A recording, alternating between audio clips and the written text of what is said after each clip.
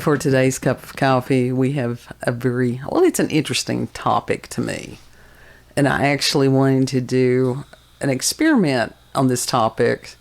I was a senior in psychology, and he wouldn't let me. Dr. Hop, if he'd have let me go pursue my doctorate in parapsychology, I could have had my own TV show. You could have. I could have. He talked me out of it.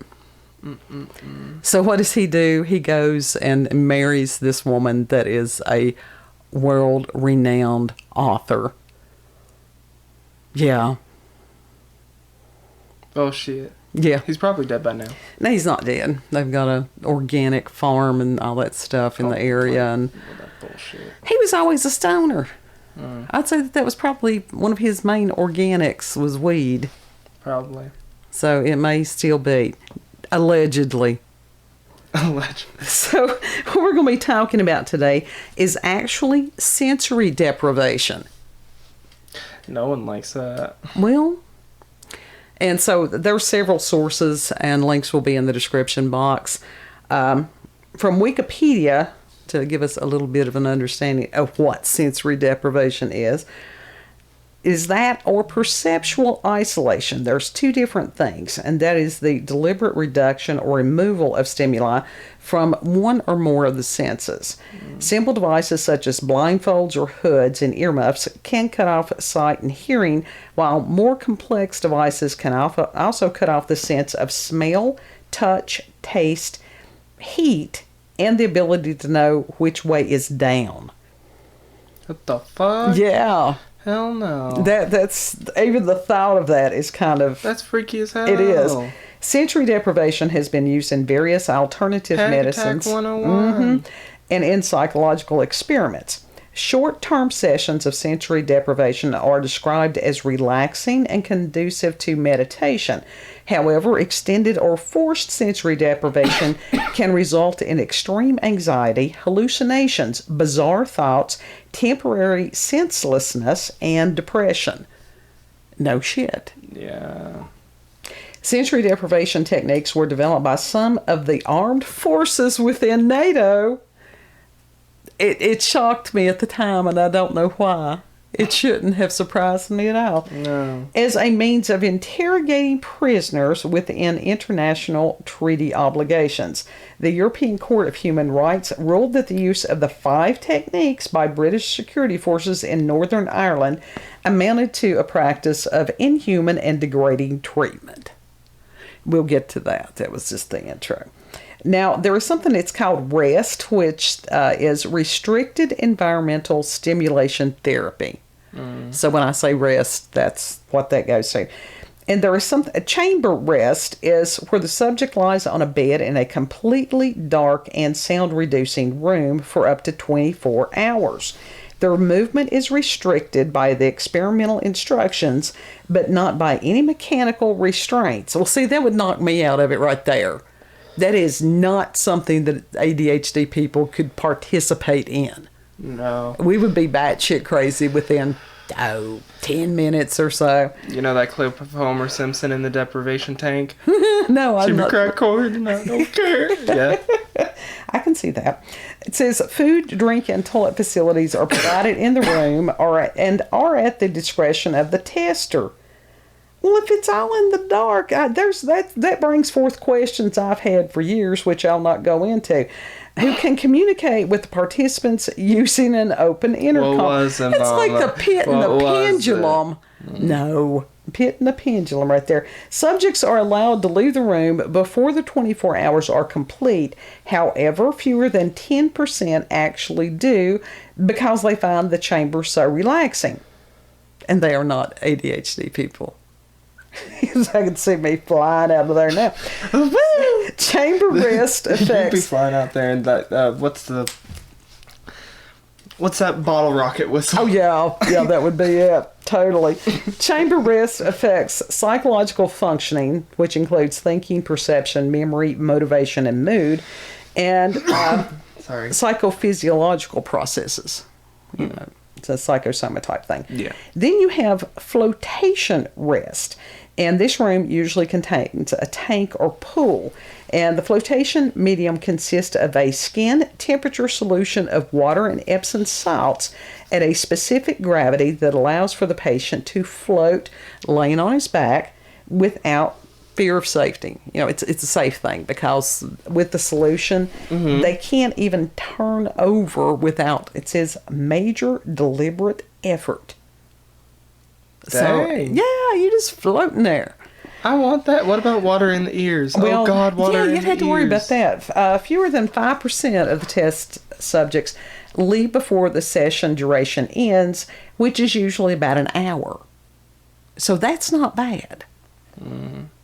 For the first 40 minutes, it is reportedly possible to experience itching in various parts of the body, a phenomenon also reported to be common during the early stages of meditation. I thought that was interesting. It says the last 20 minutes often end with a transition from beta or alpha brainwaves to theta, which typically occurs briefly before sleep and again at waking. In a float tank, the theta state can last for several minutes without the subject losing consciousness. Some use the extended theta state as a tool for enhanced creativity and problem solving. Flotation therapy has been academically studied in the U.S. and in Sweden, with published results showing reductions in both pain and stress. The relaxed state also involves lowered blood pressure, lowered levels of cortisol, and maximum blood flow. There was actually a place in a town near here that they had a spa that did have the flotation devices, you know, the chambers. Wow. I don't know how much. It seems like it was $100 and some.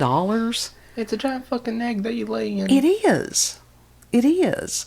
And I actually had considered doing that, but I'm $100 and some to float. To float. I can fill you up a rinky-dink kiddie pool in the Yeah, backyard. really, I think I'd be better off doing that. Now, sensory deprivation can produce psychedelic effects. Yeah, because you're going insane. Yeah. Studies have been conducted to test the effect of sensory deprivation on the brain. One study took 19 volunteers, which that's not a huge study there, 19 peoples. But they placed them in a pitch black soundproof booth for 15 minutes. 5 subjects reported seeing hallucinations of faces. 6 reported seeing shapes or faces not actually there. Okay, does that mean the other ones, the faces really were there? I guess so. I don't know the way that's written. Ghosts, demons. You really. 4 noted a heightened sense of smell, and 2 reported sensing a presence of evil in the room. They should have smudged. Personal demons. They should have smudged that place before testing these peoples. They need to smudge it in between sessions. Yeah, that too. Because that energy collects. It does. It does. And maybe it was a release of whatever these people were, you know, carrying about with them unbeknownst. That's exactly what it is. Yeah. So maybe they need to be holistic people too. Yeah. Well, this was interesting because they had tested these people to see if they had any kind of psychosis or anything like that. And they had not. Schizophrenics appear to experience fewer hallucinations while in rest. That is so cool. It gives them a little bit of relief. God love them. Because these people suffer. Mm-hmm. If you all out there have never seen anybody that has had a schizophrenic episode, it is a matter of human suffering it's hard to describe it. And they all hear voices, and the voices are never kind to them. A study conducted on individuals who underwent rest while under the effects of PCP showed a lower incidence of hallucination in comparison to participants who did not take the PCP. That's fucking I weird. thought so. And it says that the effects of the PCP also appeared to be reduced.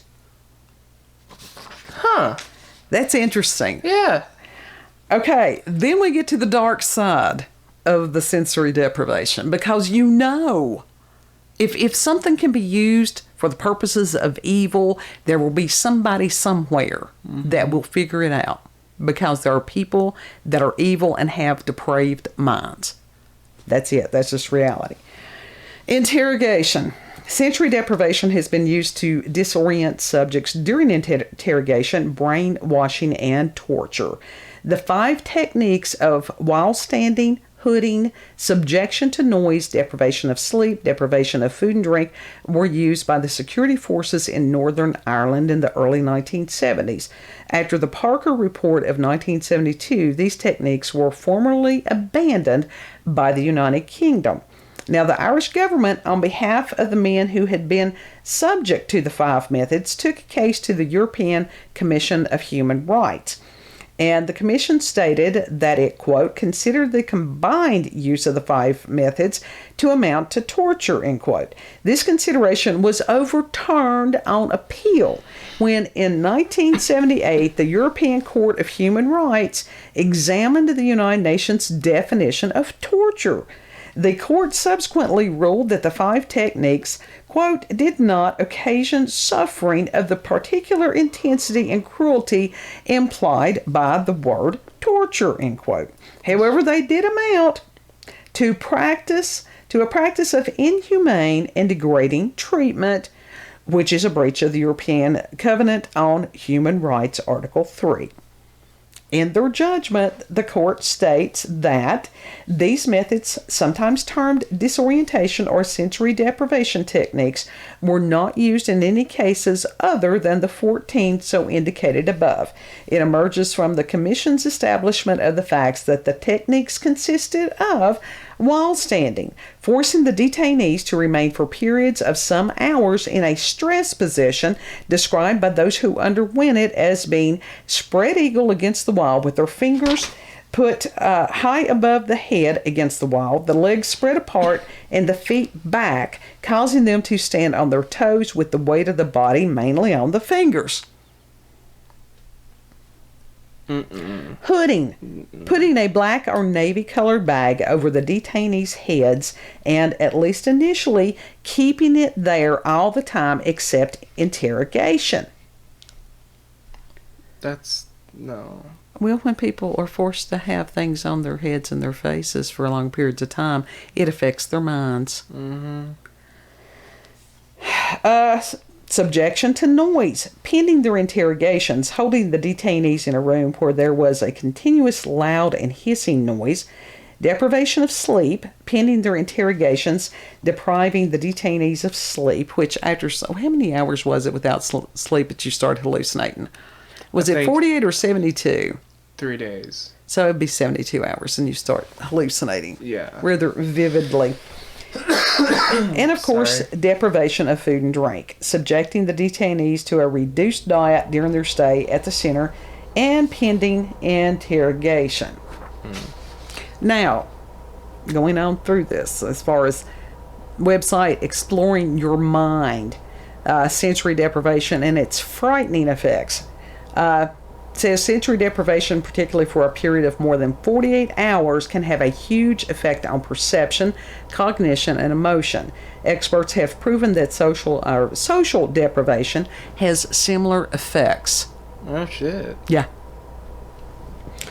The first studies on sensory deprivation date back to the 1950s, and it's possible, however, that there were secret studies even before that decade. Damn, you know that there was studies on this before then. This has been a form of human torture for thousands of years. Yes. Let's put them in an oubliette. Researchers from McGill University in Montreal, Canada, were the first to conduct related experiments with volunteers. Sensory deprivation is a partial or total restriction of stimuli applied to one or several senses. It means blocking sight, hearing, touch, or everything at the same time. Now, after World War II, there were reports of prisoners who would confess without being beaten because of the sensory deprivation. Another form of torture. Now, there are some different case studies that this article describes, so you can go and look and see who did what and where. But now the first situation, the sensory deprivation wasn't absolute. The volunteer was to lie on a bed inside an isolated but lit room. They wear dark glasses, gloves, and some cardboard capsules on their hands. I guess they like oven mitts. Why don't they just put oven mitts on them? Wouldn't that have been simpler? Yeah. We could do our own experiment. I'm looking at you. Oh, hell no. And it says they remain there for 2 to 6 days. And in the second one, the volunteer lays down on a mattress inside of a capsule that limits their movements. I don't know if that's different than the rest chambers. This capsule is a room with bare walls and a minimum amount of light. They remain in this situation for 36 hours. Third situation, the researchers submerge the completely naked volunteer in a water tank. They wear a mask that allows them to breathe, but not to see or hear anything. They don't touch the bottom of the tank. The volunteer remains in this situation as long as they could last. Hell no. No. And talks about the perceptive processes and the deprived experience above all involved strong visual disruptions, and that's sort of like the hallucinations that we were thought. The volunteer will still see static options as being in movement and changing shape or size. Yeah. They come to see things such as walls moving and tables walking. That sounds like somebody dropped some acid right there. Yeah. They also have a greater level of visual sensitivity. After several days, they perceive stimuli more slowly. Subjects come to see straight lines as S's, so curved, and they also experience other hallucinations. There's also a generalized disorientation in terms of touch and the perception of space and time. In one of the experiments, researchers showed how the effects of social isolation are similar to those of sensory deprivation. So what the hell have the past 2 years? We have no idea the damage that's been done, truly. No idea. And was this out of malice or ignorance or just flat out evil? Cognitive effects. All the above. Many of the volunteers indicated that they wanted to use their participation period in the experiment to think about personal problems for which they didn't have the time. In the beginning, they were able to do so, but as the hours went on, it became more and more difficult to concentrate on their thoughts. After a certain amount of time, they were incapable of even counting to 30. That's horrible. Yeah. The researchers found that the subject's capacity for memorizing and retaining information improved after the experiments, but the capacity for abstracting, generalizing, and undertaking mathematical reasoning was reduced. It's almost like the brain was starved, okay? The capacity for learning improves in people who go through sensory deprivation over those who don't. However, their motor skills erode markedly, especially after being deprived of stimuli for 48 hours or more. So even your body starts to break down. Yeah. That's crazy. I mean, these people, some of them could get up and move. You know, the ones that was in the pit with or without the pendulum, they could get up and move. But that's, yeah, no. All the experiments showed that it's possible to induce states of pseudopsychosis through sensory deprivation, and which they're saying that is a temporary psychosis, and that the prefix of pseudo was added because once the experiment was over and the participant went back to their normal life, they also recovered all of their normal abilities. But did they really? Wonder if people would have flashbacks on that. Don't know. I mean, it's possible for people to have flashbacks as far as drugs. Yeah. I've been around somebody who had one of those, and it was kind of horrifying. Then going on with the sensory deprivation as far as man's inhumanity to man, we have Eastern State Penitentiary. And I had to go looking for this one because I had read about it a long time ago and could not remember the name of it. So here I am trying to Google search. It's terrible to Google search for something when you don't know what question to ask. Yeah. This is from the website Bershire Fine Arts, and it's by Susan Cohn, and it was May 18th, 2016. And Repentance Shall Set You Free. Philadelphia's Eastern State Penitentiary stands as a prototype of prison reform. And it says, before Pennsylvania's fortress-like Eastern State Penitentiary was built on the then outskirts of Philadelphia in the early 1820s, jails had traditionally been dirty, overcrowded rooms where prisoners were subjected to brutal treatment by the guards. Then, in 1787, the Philadelphia Society for Alleviating the Miseries of Public Prisons was formed. The Quaker-inspired group, you could stop right there, Of course, it's a group. believed that imprisonment should change an inmate by making him regret his misdeeds and seek a better life. Their goal was to build a prison designed to create penitence in the criminal's heart, a true penitentiary. From their vision was built Eastern State Penitentiary, which opened in 1829. It was the largest and most expensive public structure in the country to that date, and soon would be one of the most famous prisons in the world. And haunted. Yes, it is. You have heard of this one, haven't you? Yeah. And then from another, and I actually did, and I didn't write it down, I don't know what it was as far as what penitentiary, to be penitent is to just sit and reflect, basically. Mm-hmm. And you know, yeah. This one is from Road Unraveled and Eastern State Penitentiary, Philadelphia's most haunted prison, and this is by Stephanie Hubka.